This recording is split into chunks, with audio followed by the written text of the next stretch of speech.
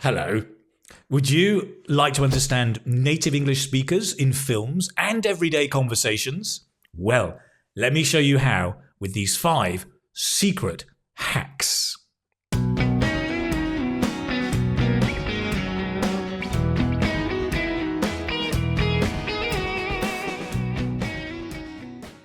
Hello, it's Keith from the Keith Speaking Academy, where you become a more confident speaker of English and prepare for your IELTS speaking test and to succeed in your IELTS speaking test. Now, if you're watching this, I'm guessing that maybe you struggle sometimes to understand native English speakers.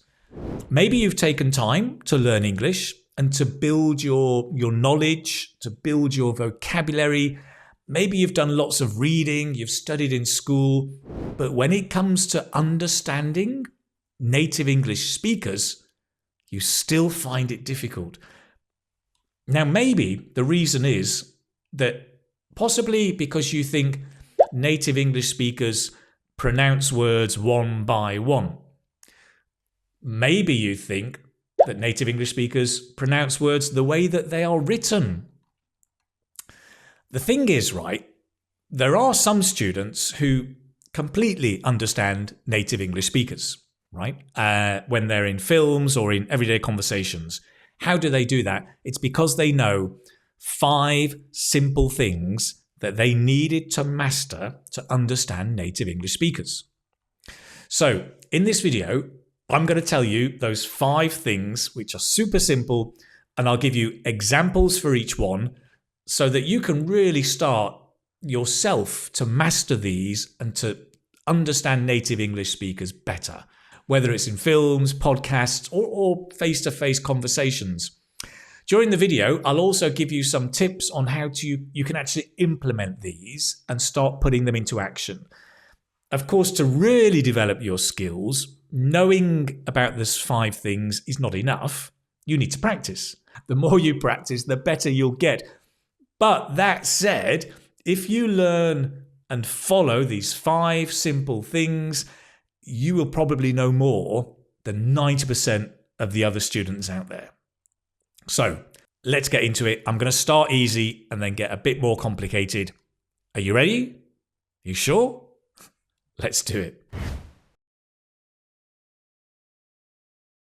There is one simple hack that they understand and practice, and now you can too. The hack is understanding that advanced or native speakers of English contract words. And if you can master recognizing the most common contractions, this will take your listening skills up to a whole new level. So, in this video, I will test your listening skills and I'll show you how some of the most common contractions work so that you can recognize them and improve your listening skills. Oh, and at the end of the video, I'll also give you some tips about how you can actually implement this in your everyday listening skills. Okay, sound good? Let's do it. Okay, so to contract as a verb, right? Not contract, which is a noun, like a work contract. To contract means to make smaller. So in spoken English, this is where 2 words become 1, smaller, right? And as we're talking about listening skills, more importantly, the 2 words become 1 sound. And it's really important to learn how to hear these sounds and to know what they mean when you hear them. So let's go through 4 or 5 of the most common ones. What we'll do is I will say the sound and I want you to write down or imagine in your head what are the 2 words. If you have pen and paper, you can write it down. Pen and paper. What century do you live in, Keith? Okay, are you ready? The first one. Aunt. Aunt. Okay, and this is the contraction of are not. Are not. Aunt. A lot of my Spanish friends here, even though they know the contraction, they say aren't. aren't. With that r, aren't. But look at the phonetics. It's aren't, aren't. It's a bit like arm, arm, but change the M for a N. On, aunt. And you can put the T on the end. Aunt. What's interesting is most of the time, actually, that T disappears. We drop the T sound. So it's on. Okay. Are not, for example, they aren't coming. Actually, we say they aren't coming. They aren't coming. Aren't coming.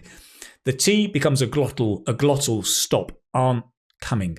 But when you hear that, they aren't coming. Aren't with a N, they aren't coming. You know that it's are not. Okay? They aren't coming. The T will be pronounced, particularly if the next word begins with a vowel or a vowel sound. For example, I'm late, aren't I? Aren't I? Interesting that I am in the question tag is aren't I? I'm late, aren't I? You can hear that linking there. Okay, that's the first one. Number 2, shiz. Shiz. Okay, this is she is or she has. Both of them are shiz. Actually, it can also be she's. It can be a I or a E. You can see in the phonetics, it can be shiz or she's. Both of them are used. Probably shiz is more common, I think, because it's more commonly not stressed. So this can be she is or she has. For example, she's angry. Can you hear the shiz? Shiz, she's angry. She's angry. A bit like Shazam, she's angry. As has, she's got blue eyes. She's got blue eyes. She's got blue eyes. You can hear that shiz sound, right? That's the sound you want to be looking for. Forget about she has. Forget it. She's got blue eyes. Okay? Now, interestingly, it's the same with he is or he has. He's angry. He's got blue eyes. Even more interesting is with he, we actually often drop the h, the H sound. So it's not even his, it's is. He's angry. He's got blue eyes. He's angry. He's angry. He's got blue eyes. Can you hear the is sound? And when you start changing your mindset about he is to is, then you're going to start improving your listening skills. Great. Next one. Ready? I'll.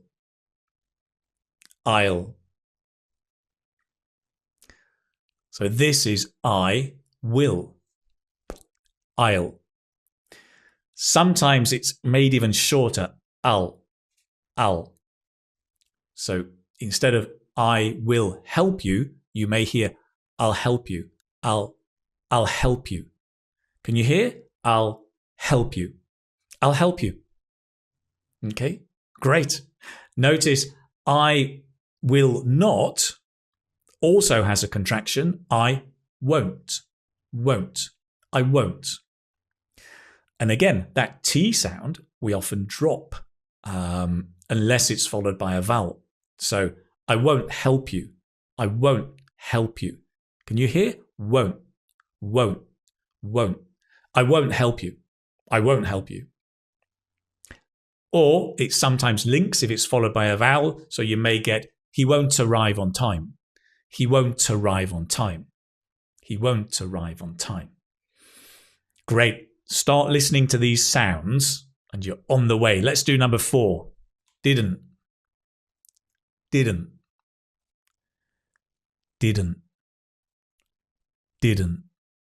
like ASMR. Didn't. And this is did not. Didn't. The sound, right, is didn't. It's like the di. Sometimes you hear the di, like dig or dip, di. And then the second sound is dun. Sometimes the magicians go dun, dun, dun, dun, did, dun. You've got the di and the dun, dun, dun, dun, did, dun, did, dun. Here, did, dun. Right? That's it. He didn't come. He didn't come. He didn't come. You can hear the didn't. So instead of listening for he did not come, he didn't come. Oh, they didn't, didn't, didn't. That's it. He didn't come. Again, that T sound is dropped unless there's a vowel sound. So you may get the link if you get he didn't open my letter. He didn't open my letter. There you've got the didn't open. He didn't open my letter. Right? Great. Now, in a similar way, you've got couldn't, could not, couldn't. Should not is shouldn't. Would not, wouldn't. Right. I shouldn't go. I couldn't go. I wouldn't go if I were you. So start listening for that sound, the didn't, couldn't, shouldn't, wouldn't. Dun, dun, dun, dun, dun. Remember the magician? That's it. Great. So there you have a bunch of the most common contractions. Start listening for those sounds and you're well on the way to leveling up your listening skills. Okay, and some tips here just to help you implement or practice this, right? The first thing is about subtitles. So if you're watching films or series on Netflix and you want to develop your listening skills, take away the subtitles. Turn them off. Don't watch them. Because if you have subtitles, you will read. Now, that can be good for vocabulary and picking up new words, but if you want to develop listening skills, take them away. Not even in your own language, because that will develop your translation skills. Nothing. Now, if you're a beginner, sometimes you may want subtitles to help you. It's a support, but make sure sometimes you're watching without subtitles, right? That's really the only way you'll develop your listening skills.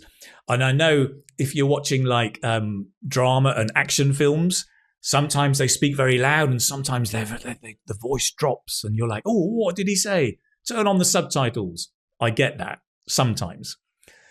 The other interesting thing is we've looked at contractions today, and these are the small words. But I also know that your listening sometimes is difficult because of your vocabulary. You lack vocabulary, the big words, right? So all the time you want to be building up your vocabulary over time on a wide range of topics. So don't always watch the same action movies. If you like that, make sure you're watching other things, documentaries, history, geography, politics, the news, to build up your vocabulary, because that is key to get those big words, big words, as opposed to the little words, which are the contractions, right? The aren't, wouldn't, didn't, things like that. Great, those are my tips. An important part of speaking English is also understanding and listening. So listening skills. Let's see how much you can understand. Listen to this. Either put it on, take it off, or go away. But I agree, it's not a nice suit. What did I say? Now, I agree, it's difficult because there's no context. But by the end of this video, you will understand this sentence perfectly. Now, first of all, let me give you a simpler test. How do you pronounce this? Now, you may have said, take it off. And that's fine. Take it off. That's correct. It's also good. The thing is, a lot of native English speakers will say, take it off. Or if you're American, take it off. Now, you don't have to pronounce it like that, but what's happening is something we call linking. Take it off, take it off. Take it off. We're linking the consonant with the vowel of the next word. So take it becomes take it. It off becomes toff. Take it off. The important thing is not that you can pronounce that. You don't have to link, and native speakers don't always link, but you should be able to understand it when you hear it. Take it off. Take it off. Take it off. So in this video, I'm going to show you 3 common linking sounds. And if you can start listening out for, and hearing these sounds, then your listening skills will start to improve dramatically. And remember as well, by the end of this video, you're going to understand that first sentence perfectly. Oh, also at the end, I'll give you a bonus tip, some ideas or tips on how to continue practice developing your listening skills. Okay, sound good? Ready? Let's do it. Okay, linking. So the 3 types of linking we're going to look at are consonant plus vowel, vowel plus vowel, consonant plus consonant. It's important we're looking at consonant sounds and vowel sounds. Not the letter, but the sounds. Okay, let's begin with the first one, linking consonant and vowel sounds. So this is where a word ends in a consonant sound and the next word begins with a vowel sound. And probably the easiest place to start is with phrasal verbs. Now this is where a verb is joined with a preposition and the meaning changes a little bit, like put out. So here, I think it's really easy because if you think about it, most prepositions begin with a vowel sound, right? In, on, out, off, away, about, over, around, under. So most phrasal verbs will have a linking put out, or in American English, put out. Okay, now you don't have to say that, but you want to get used to hearing that sound. This would be take off. Okay, so listen to these common phrasal verbs. Hand in, get on, put out, take off. For example, hand in your homework, get on the bus, put out the rubbish, take off your shoes, right? What's more with phrasal verbs, if we substitute the noun for a pronoun, so we change homework for it, hand in your homework, hand it in, the it always goes between the verb and the preposition. So it's hand it in. And listen to the linking. Hand it in, hand it in, hand it in. Can you hear that? Hand it in. So you're going to get hand it in, put it out, take it off. So you need to get used to these sounds. Do you remember the sentence at the beginning of the video? Either put it on or take it off. Either put it on or take it off. Maybe I'm talking about a suit or a jacket or a hat. You know, either put it on or take it off. Right? So get used to that sound. It's a bit like the sound of a train, right? Put it on, put it off, put it out. Take it on, take it off, take it out. I can hear a song coming up. Before I start singing, let's move on to number 2. Right, number 2, vowel with a vowel sound. So when a word ends in a vowel sound and the next word begins with a vowel sound, there'll be probably either a w or a y linking sound. So words ending in an o or a u sound. Look at the shape here. O or u. There's a w. You can see the shape, right? It's a w. There's going to be a w connecting them. For example, go away, go away. You're going to hear go away.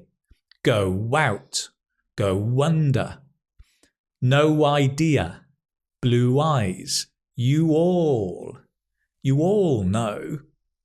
Sometimes it's subtle, it's a bit softer, but it's normally there, right? And once you start hearing this, go out, go wonder, OMG, right? You can actually start hearing a different sound. That's with the O and the U. If a word ends in a E, or I sound, you can see the shape, right? It's more like a smile. A, E, I. Flowing into another vowel sound, it's going to be a Y. Say it, say it, say it. He ate, he ate, he ate, he ate.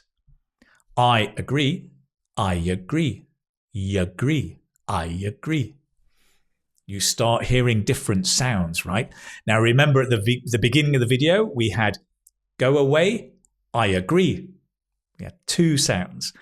That sentence was put it on, take it off, or go away, but I agree. I think they're talking about a suit. Put it on, take it off, or go away, but I agree. But I agree. Okay, lots of linking. Get used to these sounds. Let's move on to the last, number 3.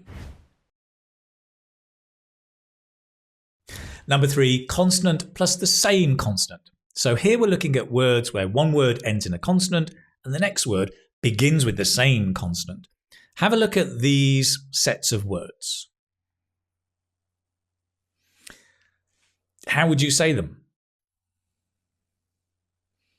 Okay, some people may say bad day, bad day.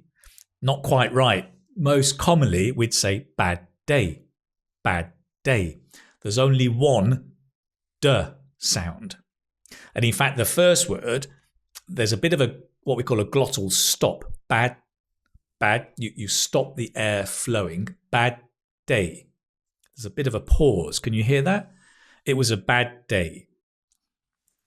Similarly, for the next one, look quickly, look quickly. There's only one K sound. And notice it's not about spelling. There's a K or a Q. It's a K sound. It's the same consonant sound. Look quickly.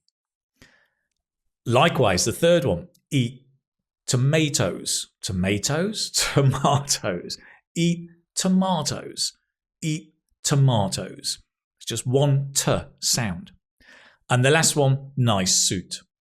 There's only one S sound. Nice suit. So you can see they are, if you like, there's a linking of the same sound. So we could say it's not a nice suit. It's not a nice suit, right? But I agree, it's not a nice suit. Now, going back to our sentence at the very beginning of this video, do you remember? It was something like this. Either put it on, take it off, or go away, but it's not a nice suit. Now you get the context, right? Somebody's saying, well, with the suit, right? Put it on, or take it off, or even go away. But, I agree, it's not a nice suit. That's it. Now you should be able to hear all of those linking sounds. Either put it on, take it off, or go away, but I agree, it's not a nice suit. Got it? Lovely. Now, of course, there are other aspects of linking. There's assimilation and elision that we haven't looked at, but these are 3 very common kinds of linking and a great place to get started with. You're getting started, I'm getting finished, almost the end. But first, let me give you some tips on how to improve your listening. Okay, 2 tips for practicing and developing your listening skills. Number 1, do dictations. So this is where you work or listen to a very short clip, maybe 20 seconds, 30 seconds. You listen and write down what you hear. Then you go back and check to the transcript. So ideally you want to get a short audio where there's a transcript as well. Good news is there's a very, very simple tool, a Chrome extension, and there's a Safari extension that you can use. It's called GLASP. It's free, and basically whenever you watch a video, like on YouTube, you'll get the transcripts in the sidebar. TED Talks also have transcripts. So just take a very short clip, and as you listen, Write down what you hear. This will really help get your appreciation of or noticing of the linking in particular. Number 2, listen to different kinds of text. We tend to listen to the same thing, right? We often listen to the same podcasts or the same news program. You need to be listening to different kinds. And I would say 3 kinds: prepared, scripted, and improvised. Prepared is where, for example, people are giving speeches or presentations. And that's great. Listen to that. Scripted is like the films, the soaps, the dramas on TV, the Netflix series, where it's a scripted, but you're listening to a different kind of English. Finally, improvised, but it's not planned, typically interviews on TV with people where they just go with the flow. And that's where you'll really be exposed to very, very natural spoken English. And this linking you'll be hearing a lot, hopefully even more after today. That's it. Good listening skills depend on expectations. So, first of all, when we listen, we use the context, right, to help expect what someone will say. We then also use expectations to guess the sounds we will hear. Okay. So, for example, if someone, maybe your husband, wife, partner, walks out of your house in the morning with a bag, you probably expect them to say something like, and you will expect to hear the sounds, something like, I am going to work. Now, the funny thing is, most people don't speak like that. Probably only a Roman emperor would say, I am going to work. Thousands of years ago. But what would people like you and me actually say? What do you expect to hear? Probably, I'm going to work. Now, you know from the previous video I've done on contractions that I am will become I'm going to will become to. I'm going to work. Because here, to, well, did you know the word to has 2 pronunciations? It can be to, which is the strong form when we stress the word, but it can also be to. And we call this the weak form, to, which is when the word is unstressed. And that is 90% of the time. Most of the time we say to, because it's not stressed. I'm going to work. That's what you would actually hear. Once you know that, things start to change. Your expectations start to change. Now, here's the secret. There are around 40 words, more or less, in English that have both a weak form and a strong form. Both forms. And these will include some verbs, pronouns, prepositions, conjunctions, and even articles. The other words that are normally stressed in English are the big words. Your nouns, adjectives, adverbs, most verbs, these are stressed. The key thing here, right, is that these 40 words that can be weak or strong are some of the most frequently used words in English. We use them all the time. And if you know the weak form when it's unstressed and the strong form when it's stressed, then this is going to help improve your listening skills dramatically. It's all connected with understanding and being able to hear stressed words and unstressed words. When I started teaching this to my students years ago, when I began teaching, it was an absolute game changer. So as I said, there are lots of words, but in this video, I'm going to focus on 8 of the most common words with the weak and the strong form, and to help you hear the difference and when to expect the weak or the strong form. It's really going to boost your listening skills. Are you ready? Let's do it. Okay, let's begin with the first word, you. We use this all the time. Look at this phrase. What do you expect to hear? Maybe you look great. We're emphasizing every word, and that's possible. However, most of the time, we would say, you look great. You look great. Because the weak form of you is ya. Ya. And we're not stressing it. We're stressing look great. You look great. The thing is, don't try to hear the y sound. Focus on the stressed word. For example, you look great. You look amazing. You look bored. Can you hear the stress on the adjectives? That's where you should focus. But be aware, therefore, you is the weak form because it's unstressed. Number 2, are. Look at this phrase. What do you expect to hear? Now, probably we don't say, are they here? Again, stressing every word. Probably we would say, are they here? Are they here? So the weak form of are, unstressed, is the schwa sound. Are they here? So again, don't try and listen to the focus on the stressed word.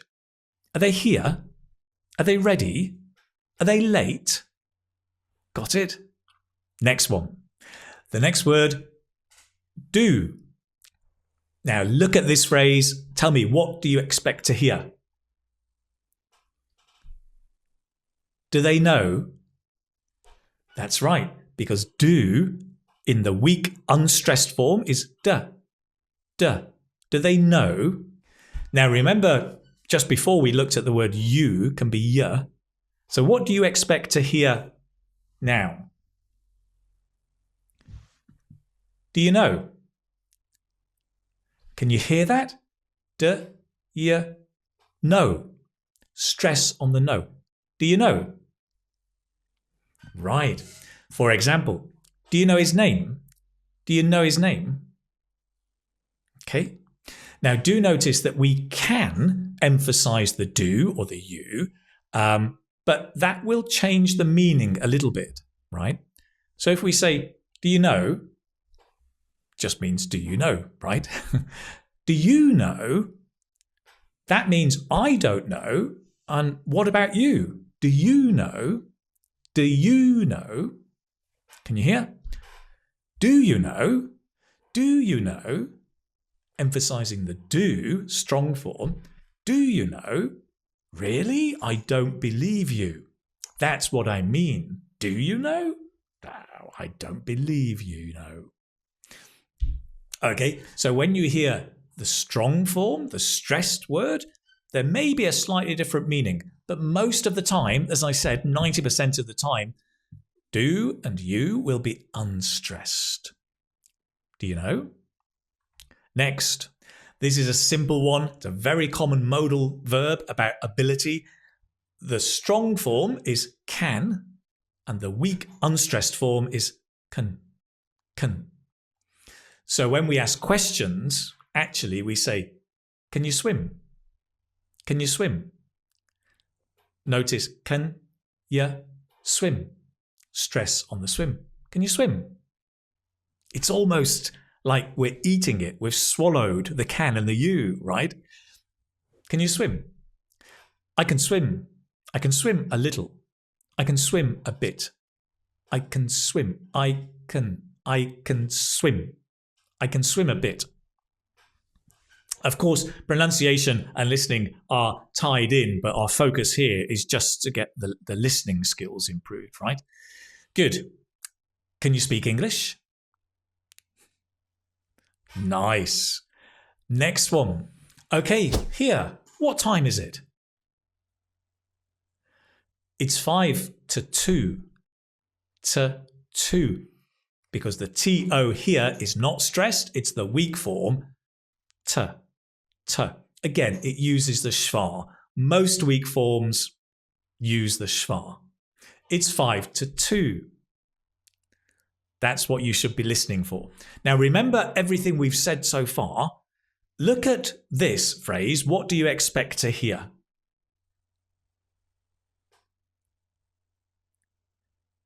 Do you want to go? Do you want to go? Do you want to go? Right? Again, notice we can change the stress, but the meaning will change a little bit. So generally, I would say, I'm going to the cinema. Do you want to go? Do you want to go? I don't want to go to the cinema. Do you want to go? Stressing the you. Or, do you want to go? Really? I mean, you say yes, but I'm not sure I believe you. Do you want to go? Stressing the do, okay? Using the strong form. Right, excellent, good. Next one. One of my favourite words, for. Sounds like for, F-O-R. Look at this phrase, what do you expect to hear?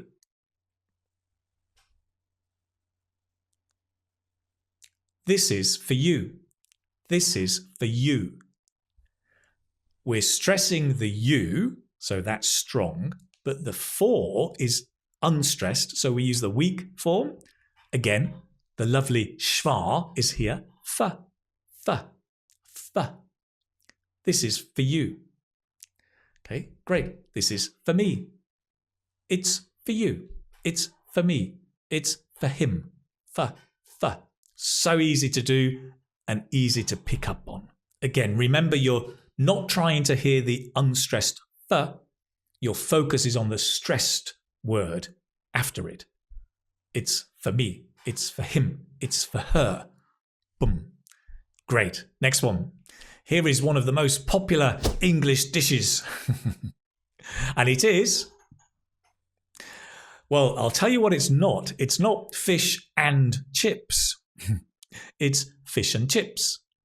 Here, the and is not stressed. It's a weak form, un. Fish and chips. Fish and chips.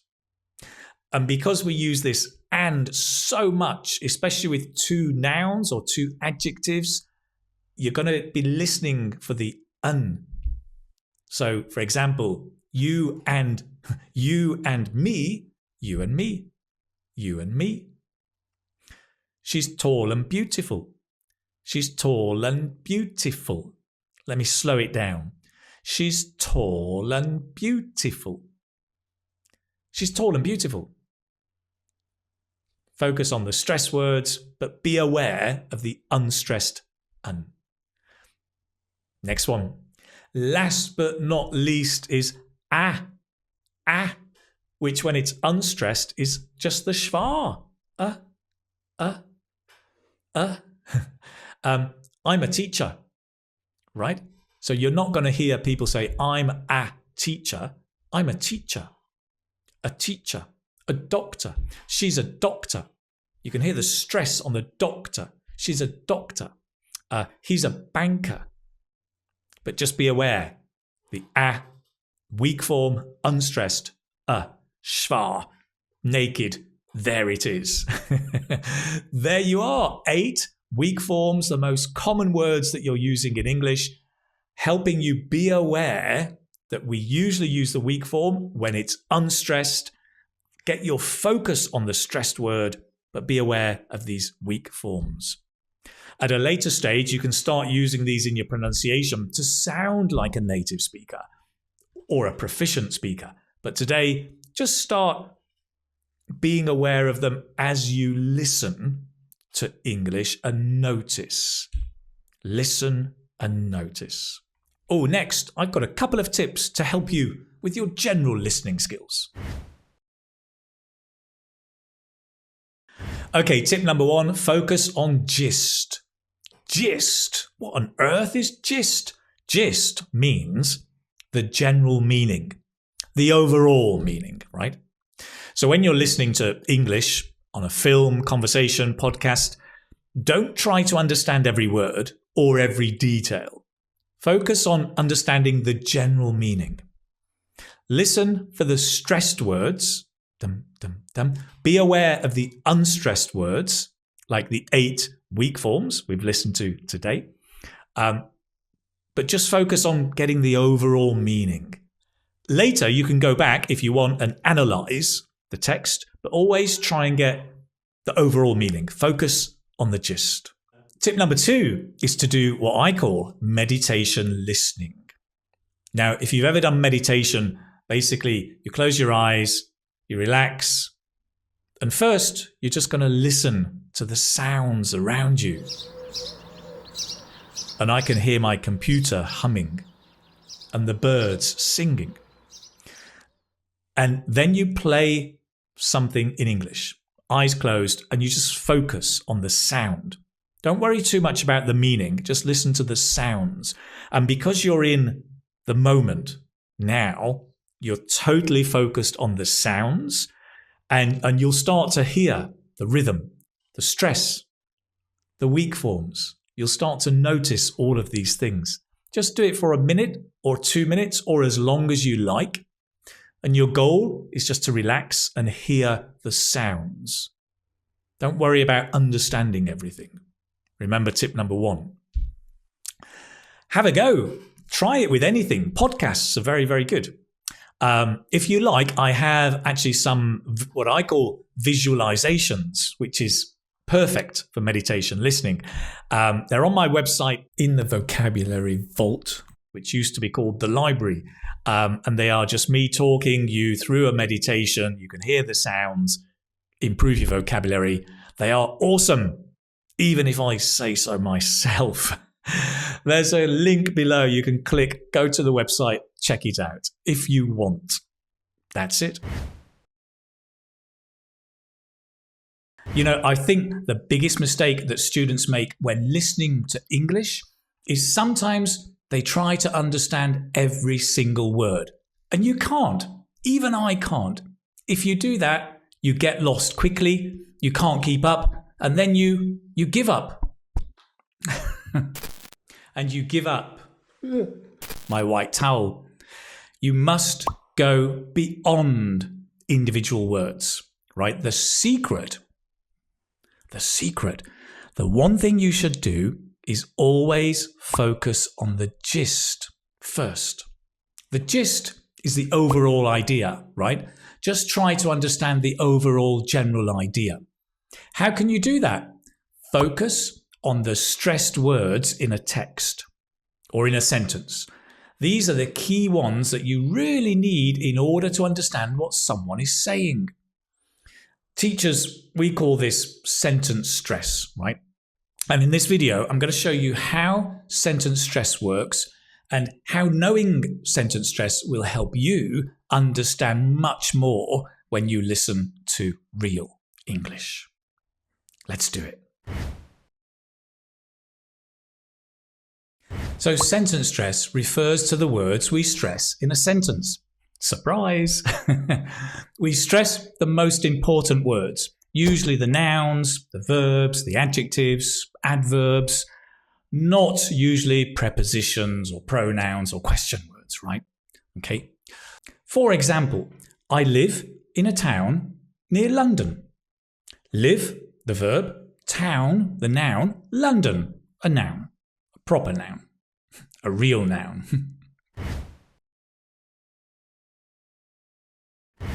So why is this important? Because not all languages do this. So in that sentence, right, I live in a town near London, you can hear the rhythm. I live in a town near London. Right? I live in a town near London. Now, we don't go around speaking like this all the time. Where are you from? Hello, my name is Keith. Hello, my name is Keith. We don't go around speaking like that. But to show you the stress, I live in a town near London, we stress these words. Some languages don't. Some languages stress each syllable almost with equal stress or weight, right? For example, Mandarin Chinese. 我住在伦敦附近. Right? Or Spanish, similarly, tend to stress every syllable. Vivo en una ciudad cerca de Londres. It's different. English tends to be, it's more of a stress-timed language, by and large. So we stress the words at the same time interval. Let me show you with 2 sentences, right? And listen for the stress. I live in a town near London. I've been living in this town just near London for years. Can you see or hear the stress is in the same place even though the second sentence has many more syllables? And that's what makes English a stress-timed language, more or less, generally speaking. And I personally think that's why English works very well with music, because it has that beat, regular beat, and so you can fit the lyrics into that beat. Now, if you try and understand every word, you will fail, right? Even British people don't do that. I've been living in this town just near London for years. We hear living town London, years. That's what we focus on.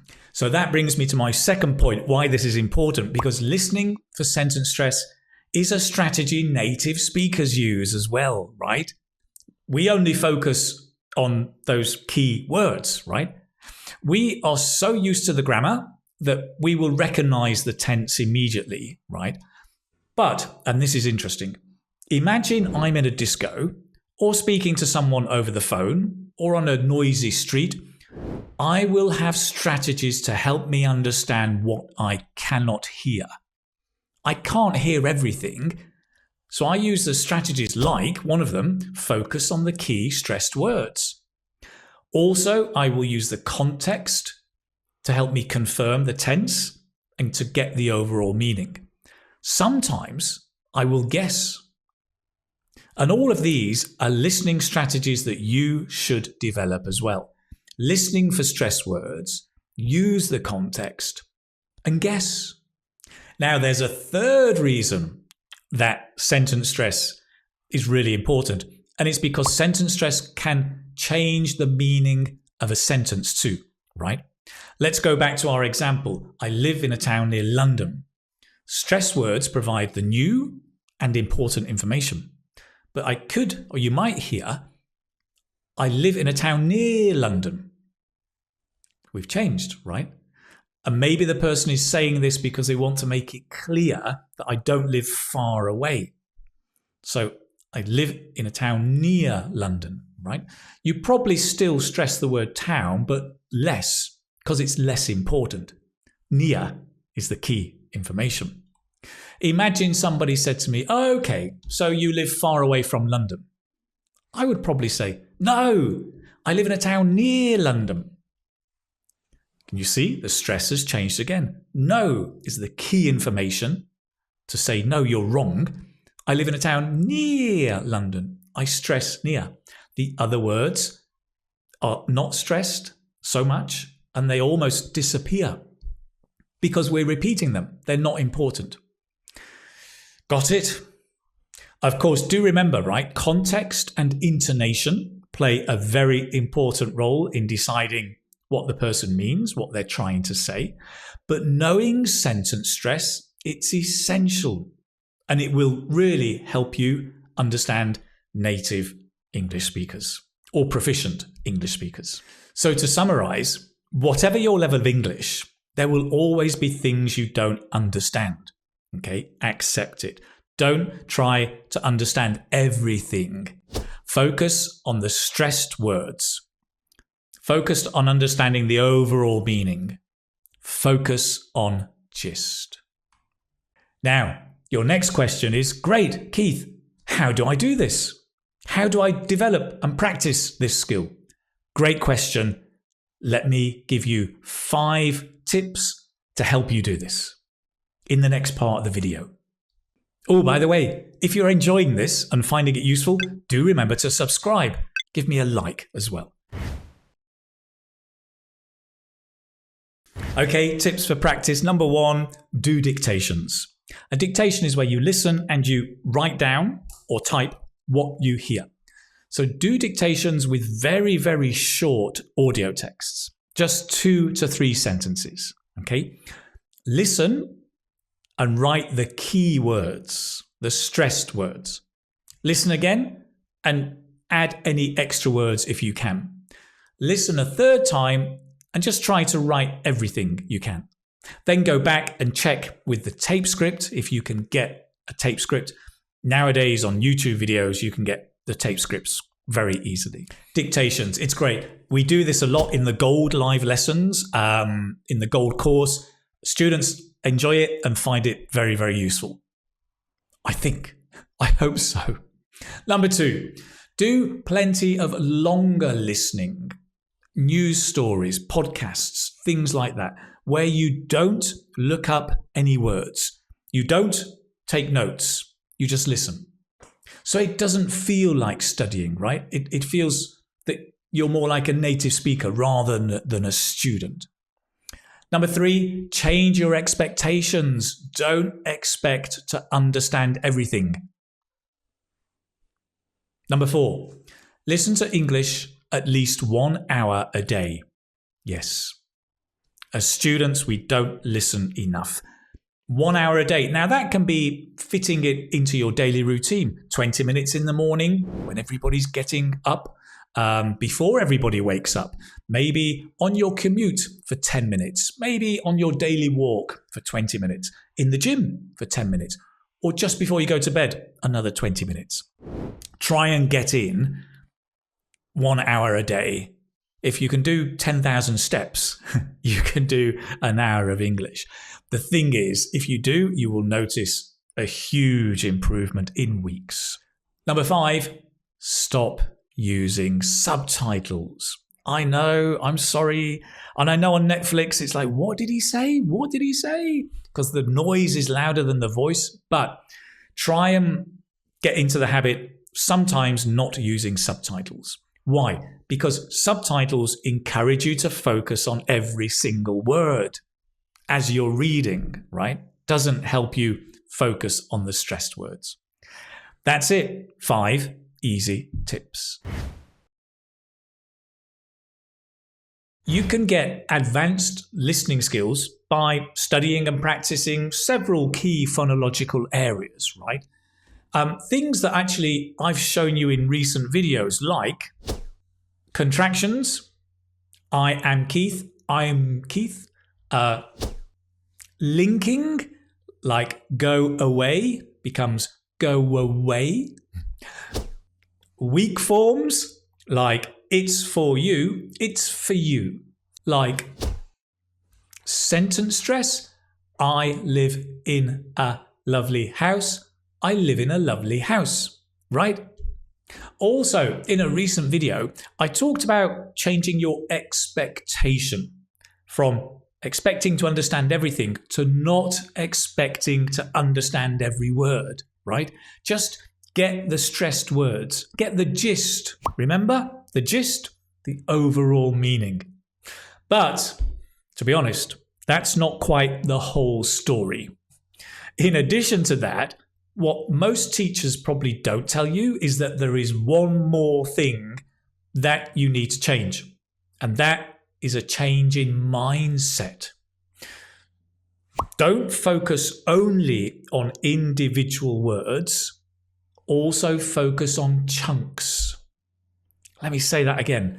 Don't only focus on individual words, but also focus on chunks. Not chunks of bread, chunks of language, right? What are chunks? Well, let me explain what I mean, and I will show you some of the key chunks you should focus on when listening to native English speakers to help you understand more and more. Okay, let's do it.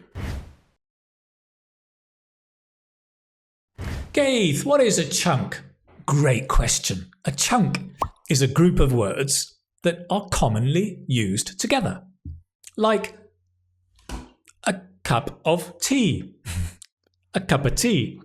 Now, when you're writing or reading, yes, you have to learn 4 words, right? A cup of tea. But when you're listening and speaking, you should learn 1 sound. A cup of tea. A cup of tea. Chunks are best learned as a single unit, right? They have 1 single sound. A cup of tea. Imagine that's a family name. Hello, my name is Keith, a cup of tea. Keith O'Hare, Keith, a cup of tea. I sound Irish, don't I? Keith, a cup of tea. Hello. Keith, a cup of tea. It's one sound. The interesting thing is chunks can include grammar, collocations, and even idioms. Let's have a look at some examples, right? For example, how many words can you hear now? A piece of cake. How many words? Right, 4 words, a piece of cake. But listen to the difference. A piece of cake, a piece of cake. One sound, a piece of cake, right? A piece of cake means something is easy, right? Listen to the sounds. This problem's a piece of cake. This homework's a piece of cake. Get it? Okay, good. So let's look now at some common grammatical chunks, right, that you should really know and be able to hear, focusing on the one sound.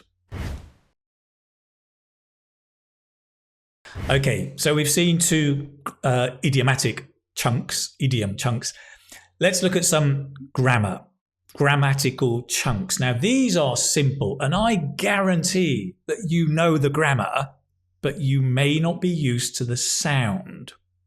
So, I will say each one twice and then give you some examples. And you listen to the sound. Forget the words. Even just close your eyes. If you want to practice speaking, you can repeat, right? But the focus here is listening to the sound. All right, ready? Here we've got the first one. Do you like? Do you like? From do you like? Do you like? It's a bit like Jurassic Park. Do you like? Do you like coffee? Do you like cats? Do you like Picasso? Okay. Number 2. Would you like to? Would you like to? And it's would you like to? Would you like to go? Would you like to help me? Would you like to come? Okay, remember, focus on the sound. Number 3. There are lots of. There are lots of. There are lots of. There are lots of people here. There are lots of cars on the road. Okay. Number 4. I am going to go home. I'm going to have a cup of tea. I'm going to have a cup of tea. Got it? Good student. Well done. Next one, number 5. I used to,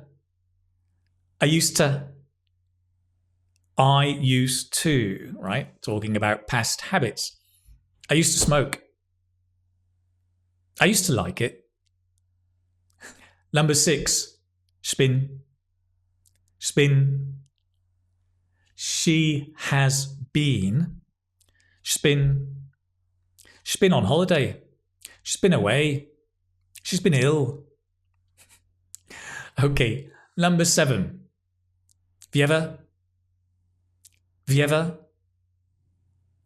Have you ever? Seen him before? Have you ever met her before? Okay, you hear the sound? Once you start hearing the sound, your whole listening is going to change. One more for the road. I would have. Okay, I would have helped, but I was busy. I would have gone, but I had no money. Okay, so these are just 8 grammatical chunks that you should start getting used to hearing the sound. Okay, you can go back and watch the video again. Now, your next question probably is, Keith, where can I find a list of all of these chunks? It's not a good question, right? You can't. And I think actually it's the wrong question. That's the wrong way to learn. It's like vocabulary. Getting a list of 1,000 words for IELTS is not the way to learn English. It's boring. It doesn't work. Okay. The way to learn is in context, step by step, right? when you're listening to English, listen for these chunks that you've heard. Listen to the natural pausing of when a native English speaker or a proficient speaker speaks. And you'll start to hear the pause and the chunk, the pause and the chunk, okay? This is not mathematical. There's no list. It's more of a feeling. It's not rule-based like grammar. It's more of a feeling, the feeling for the language. Do you know that feeling, right? When you're speaking a foreign language and it sounds right? You don't know why, but it just sounds correct.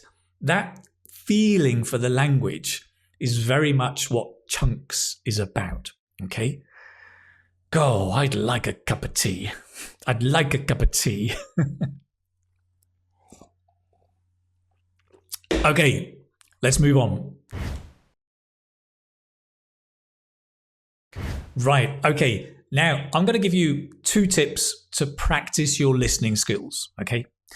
Number 1, the first one is practice listening without images, video, or text.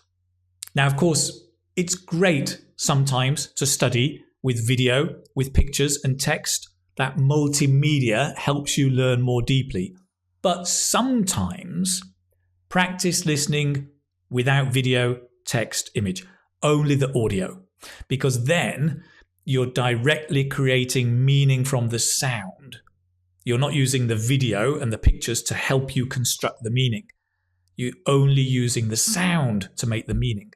Great way to do it, listen to the radio on your phone, right? The news on your audio podcasts or apps like the BBC Sounds app. Just listen to the sounds. Sometimes, right? Tip number 2 is to relax and trust your feeling of English. If you've been learning English for more than 1 or 2 months, you already have a feeling for English. It might be stronger, it might be weaker, but you have a feeling for English. Trust that feeling, right? It's really powerful. If you relax, trust your feeling and kind of follow the flow as you're listening, you will understand more, right? When you get nervous, do you know when you're like, you go to a party and there's a lot of English people and you've suddenly meeting people you've never met, you're super nervous. And the first thing they say, you're like, oh, I don't understand, because you're nervous. The more you relax, the more you trust yourself and your feeling of English, the more you will understand.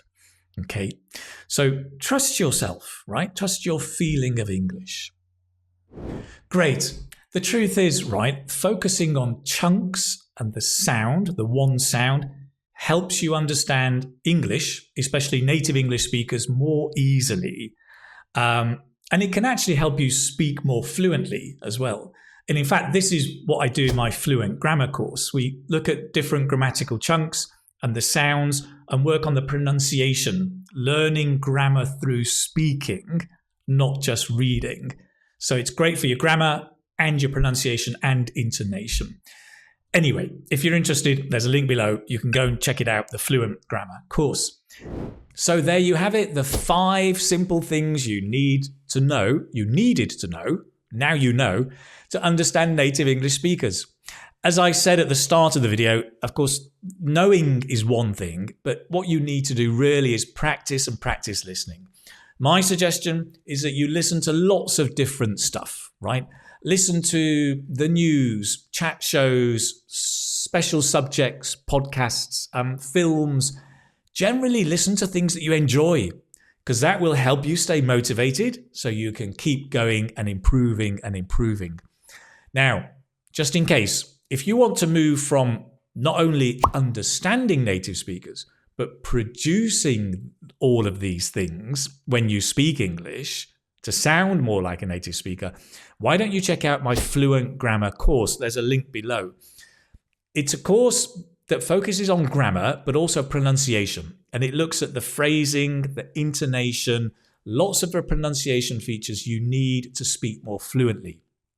It's a course basically that combines grammar and pronunciation together so you can become a more fluent speaker.